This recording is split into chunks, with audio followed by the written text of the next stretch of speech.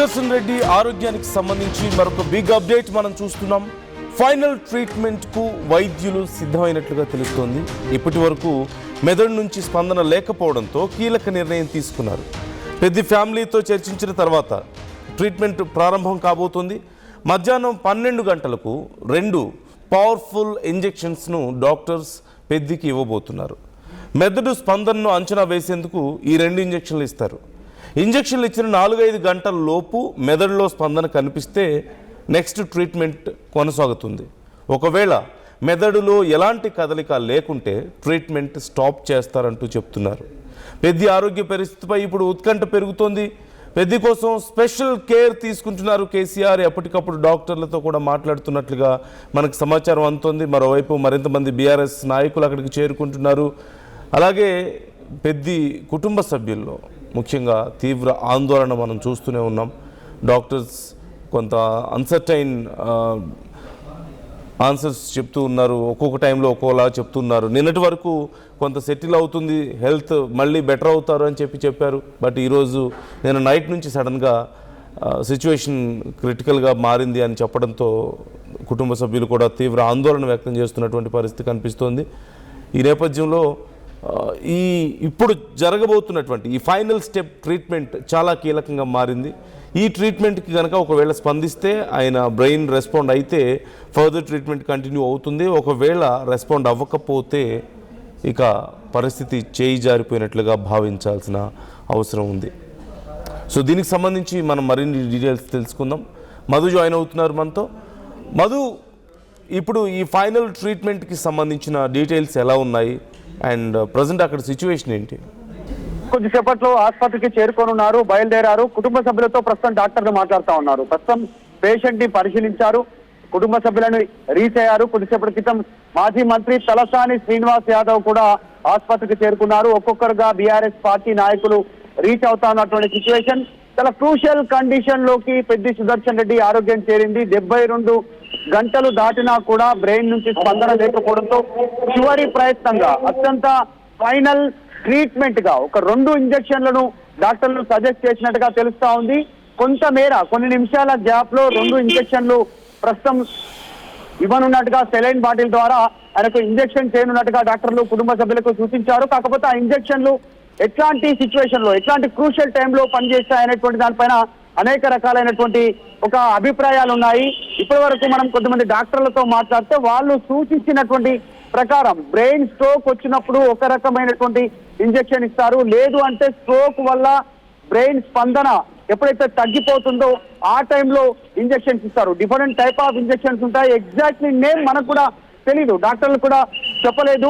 వాళ్ళు ట్రీట్మెంట్ చేస్తా ఉన్నారు. కాకపోతే 2 రకాలైనటువంటి ఇంజెక్షన్స్ డాక్టర్స్ ఇవ్వనున్నట్టుగా తెలుస్తా ఉంది. ఈ 2 రకాల ఇంజెక్షన్స్ లో స్పందన రాకపోతే తదుపరి కుటుంబ సభ్యులను వారు సంప్రదిస్తారు డాక్టర్లు. నెక్స్ట్ ఫర్దర్ స్టెప్ ఏంటి అనేటువంటిది జనరల్ గా మెడికల్ క్రనాలజీలో 72 అవర్స్ వరకు స్ట్రోక్ వచ్చిన తర్వాత బ్రెయిన్ కుటుంబ సభ్యులను వారు సంప్రదిస్తారు డాక్టర్లు. నెక్స్ట్ ఫర్దర్ స్టెప్ ఏంటి అనేటువంటిది జనరల్ గా మెడికల్ క్రనాలజీలో 72 అవర్స్ వరకు స్ట్రోక్ వచ్చిన తర్వాత బ్రెయిన్ స్పందించకపోతే జనరల్ గా గతంలో చేసినట్టుగా బ్రెయిన్ డెడ్ గా పరిగణిస్తారు. అంటే బ్రెయిన్ స్పందించట్లేదు, ఇంప్రూవ్మెంట్ అవ్వట్లేదు అనేటువంటిది ఆ ఇచ్చేటువంటి 2 ఇంజెక్షన్లలో ప్రస్తుతం బీపీని పెంచేలాగా, తర్వాత నొప్పిని తగ్గించేలాగా, బ్రెయిన్లో కదలికల కోసం దీనికి సంబంధించినటువంటి ఇంజెక్షన్స్ అని చెప్తా ఉన్నారు. అయితే ఈ ఇంజెక్షన్సే అత్యంత కీలకం. 2 ఇంజెక్షన్లు యూకే డాక్టర్ల సూచన మేరకు 72 గంటలు గడిచిన తర్వాత వాళ్ళు ఇప్పుడు ఇంజెక్షన్స్ సజెస్ట్ చేస్తూ ఉన్నారు. ఆల్రెడీ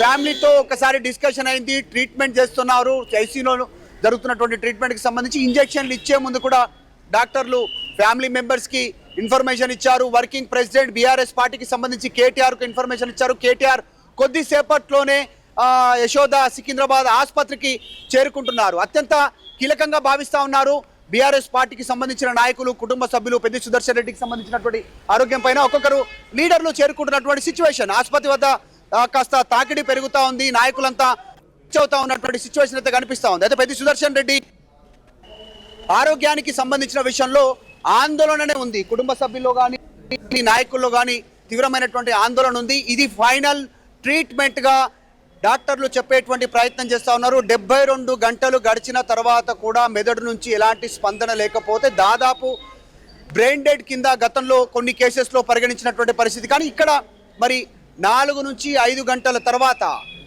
ఇంజెక్షన్స్ చేసిన తర్వాత ఏమైనా రెస్పాన్స్ ఉంటుందా? డాక్టర్లు వేచి చూస్తారు. మళ్ళీ ఒక్కసారి యూకే ఇక్కడ ఉన్న సీనియర్ డాక్టర్స్ బృందం చెప్పేటువంటి అంశాలను పరిగణలోకి తీసుకున్న తర్వాత తదుపరి నిర్ణయం కుటుంబ సభ్యులతో డిస్కస్ చేసేటువంటి సిచ్యువేషన్ కనిపిస్తూ ఉంది.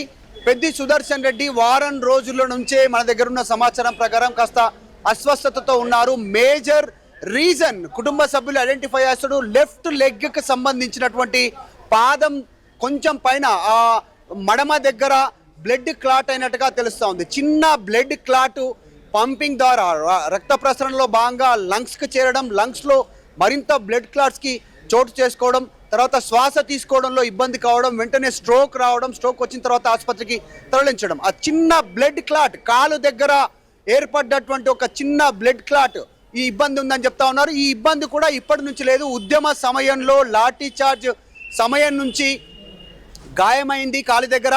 అప్పటి నుంచి ఆ బ్లడ్ క్లాట్ వేధిస్తూ ఉంది. దాన్ని మొన్న డాక్టర్లు గుర్తించారు, స్కాన్ చేశారు, బ్లడ్ టెస్ట్ చేశారు, అంతా నార్మల్గా ఉందని చెప్పారు. బ్లడ్ మాత్రమే థిక్గా ఉంది, కాస్త పలచన కావాలి, మీరు రెస్ట్ తీసుకోండి అని చెప్పడంతో దాదాపు 3 నుంచి 4 రోజులైనా రెస్ట్ తీసుకున్నారు. 22వ తారీఖు రోజు హైదరాబాద్లో మీడియా సమావేశం ఏర్పాటు చేశారు. ఆ టైంలో ఆర్టీవీతో ఎక్స్క్లూజివ్గా మాట్లాడారు.